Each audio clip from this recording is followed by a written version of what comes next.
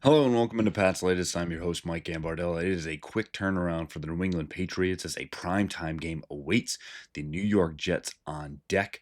What that means for the Patriots, more going on in New York for teams coming up on the Patriots schedule, and is there really a playoff scenario in which the Patriots can truly grab the number one overall seed in the playoffs?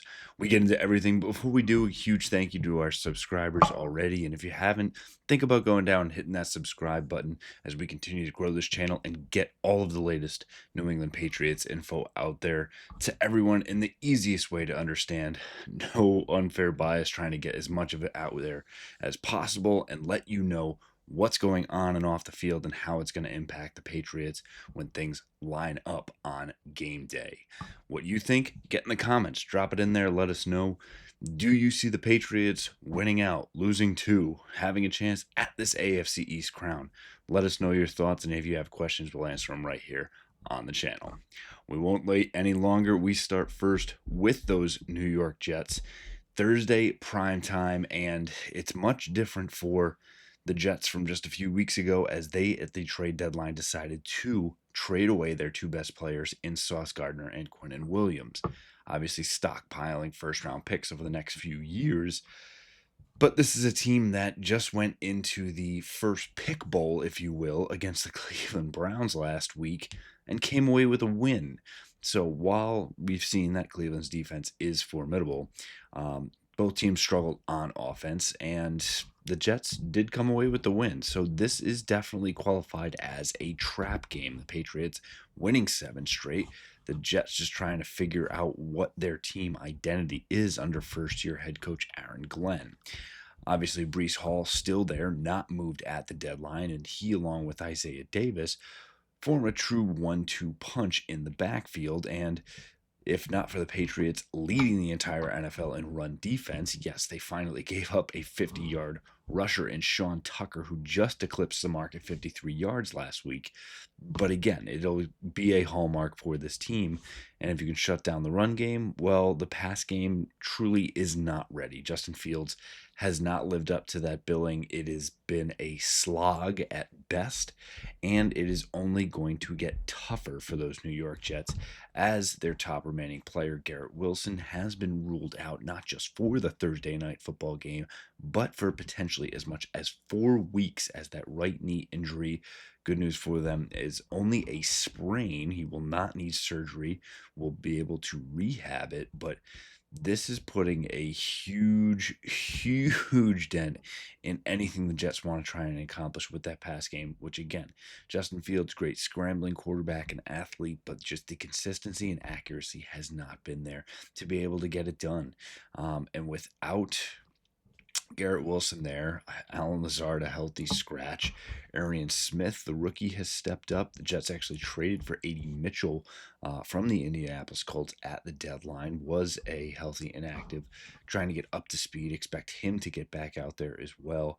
But there's going to be a lot of no names, a lot of rookies, including rookie tight end Mason Taylor, who could be a spot underneath for the Jets.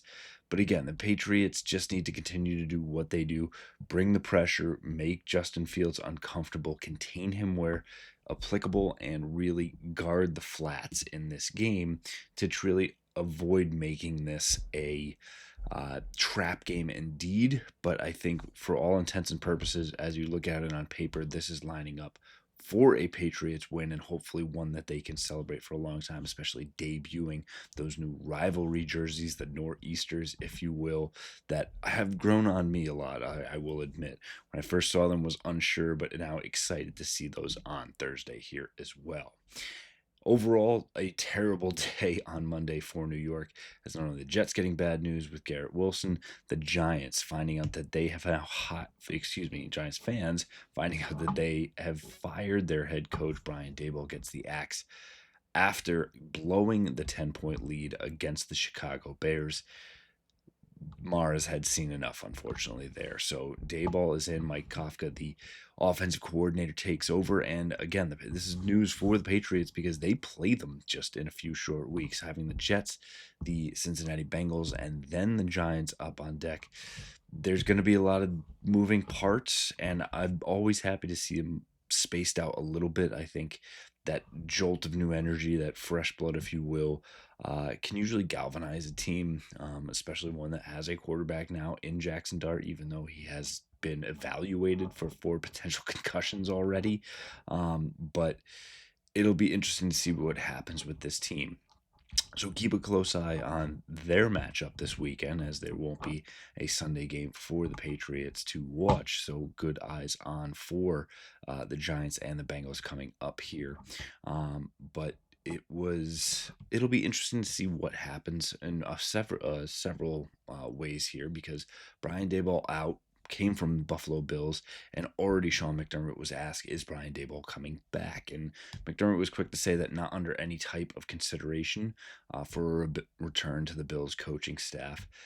Additionally, Joe Shane, the longtime GM for the Giants, is actually staying on and will lead that head coaching search. And if the Patriots offense continues to roll and Drake May continues to play well, don't be surprised to hear Josh McDaniels' name mentioned among those. But again, I think it would be too soon. I think Josh is going to be very happy in this situation. He's going to want to see this play out for a while. I think he wants to find his love of football again after swinging and missing on a few successful stints as a head coach. So again, while you might hear the name pop up, don't get too ahead of yourself on that one. And I think that plays on very well because the Patriots are looking for success this season, and whatever comes after that comes after it. The focus here this year, obviously, one game at a time, and for 7 straight games, that has worked very, very well. With the Jets on deck here, trying to stretch it to 8, it's fair to start to look ahead a little bit here and the AFC #1 overall seed.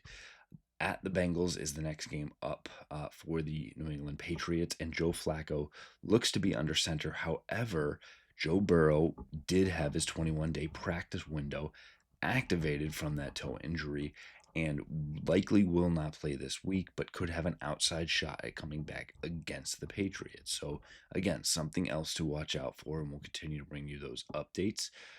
But again, you'd much rather, even though Joe Flacco has been playing very, very well as of late, you'd rather not play someone like Joe Burrow.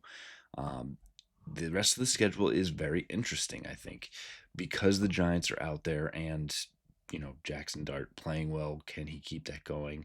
But again, a Giants team that has underperformed. So you kind of get this up and down for a little bit. You got Jets, Bengals, great offense, question marks on the defense. Back to the Giants, the Bills coming into Foxborough, wanting to avenge that game.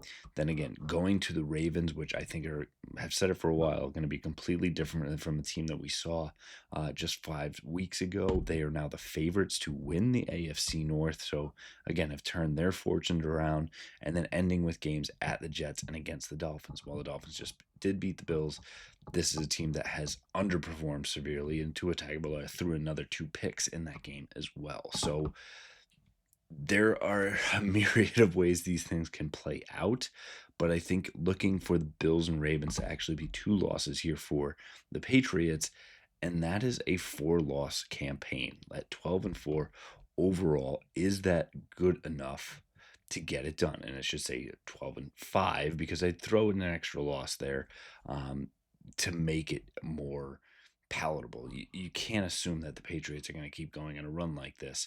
And we know now it's 12-5 because it's 17 weeks or 17 games, 18 weeks in the season. And can that be enough to get it done? And would it matter if the Patriots even don't win that Dolphins game? And again, those are the things that we'll get to in a few weeks and what those scenarios start to play out. But with the Patriots kind of having all but 2 games on their schedule that you say these are going to be tough to win, but not that they can't win, this really does put them in contention for that #1 seed.